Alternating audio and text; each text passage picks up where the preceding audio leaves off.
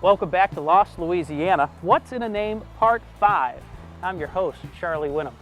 We next head to the beautiful Toledo Bend area and the village of Fisher. These days, Fisher is easy to miss as you travel along Highway 171 in Sabine Parish. But if you slow down enough to catch the historic business district, you will not be disappointed. Back in the day, Fisher, Louisiana was a thriving, self-sufficient company town that boasted all the creature comforts of the 19th century.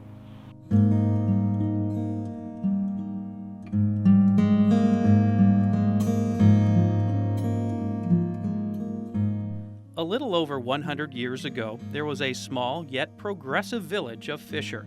This town was built out of the tall Louisiana pines in 1899. That is when the Louisiana Longleaf Lumber Company built a sawmill as well as an entire community, complete with a church, opera house, a train depot, as well as a company store. A century ago, the village of Fisher was a community where a steam whistle called you to work 6 days, and a church bell requested your presence once a week. Susan Slay has been the mayor of Fisher since 1992. So, Mayor, this is the village of Fisher. That is correct, the village of Fisher. How many people live here? Around 300 now. During its peak time, when it was a big lumber mill company town, how big was Fisher? I would say it probably over 1,000. Mm-hmm.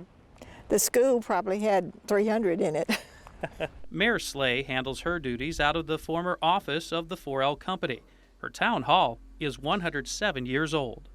How did Fisher get its name? It came from their owner, Mr. Fisher. His first name was Oliver. The owner of the lumber yard. That's right. He came here to establish the company, which was lumber. In Fisher, if you didn't work here, you didn't live here. Mayor Slay remembers her dad working 6 days a week as a foreman for the lumber company. I remember coming over and picking up my dad's paycheck, and it was on a Saturday, but they didn't give paychecks, they gave cash. And I would stand in line and wait on a Saturday and get his few dollars, and most of the time it was only $5. Where would you pick up that check? Right there at that window. That little window. That little window. Off to the left. Off to the left. You pick up your daddy's paycheck, which was a $5 bill. That's fine. All money was given in cash. By the late 60s, the sawmill closed down. But thanks to Boise Cascade, the current owners, they donated the town's historic buildings and land to the Fisher Historic Foundation. This historic district was entered in the National Register of Historic Places in 1979.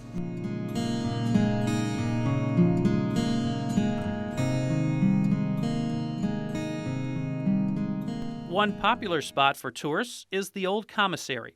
Back when Fisher was a company town, this massive store provided residents everything needed, from cradle to grave. These days, it's a haven for antique hunters. People who may like to go antiquing, this is a pretty good place. Oh, definitely. That the old commissary, which is a huge building now, it is loaded with antiques, and the depot is also loaded with antiques.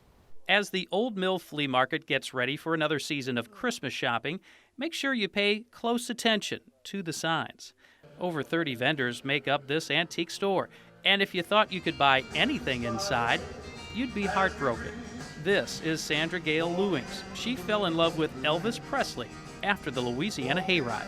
I tell you what, I like it all. I love it all. I love this picture too. The one in the red. I love that one, Elvis and I. Gail proudly shows off her display of Elvis memorabilia. Her collection is a shrine, not a store. So you can't buy a thing.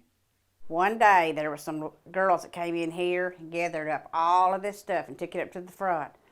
And I was having a stroke. I said, oh no. And everybody said, and they looked at me like they didn't know what was going on. And they said, what's wrong? I said, oh no, you have to carry all of that back. None of this Elvis stuff is for sale. This belongs to me. I've been collecting it since I was in the 8th grade. In the meadow we can build a snowman, then pretend that he is Parson Brown.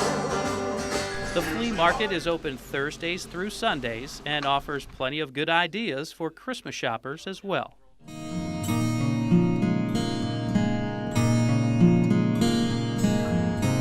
This town, what's its future? That's a good question. Let's just hope that it will be maintained, that, that there'll be people that really care about Fisher, that do not want this heritage to get away. Because I know I'm getting up in age, and, there's got to be some young ones that really love it, that want to keep it. This is heritage. This is not something you're going to see in the big cities. In fact, this is the only place that I know of in Louisiana as such. It's like stepping back in time.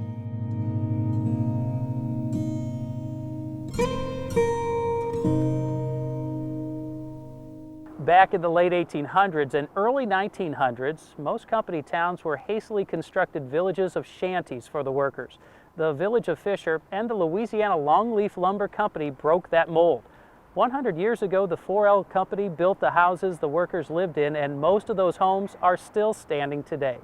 And by all means, for a real treat, head to Fisher on the third weekend in May for their annual Sawmill Days. The festival recaptures the flavor of life in a sawmill town, as well as raises funds for the historical district.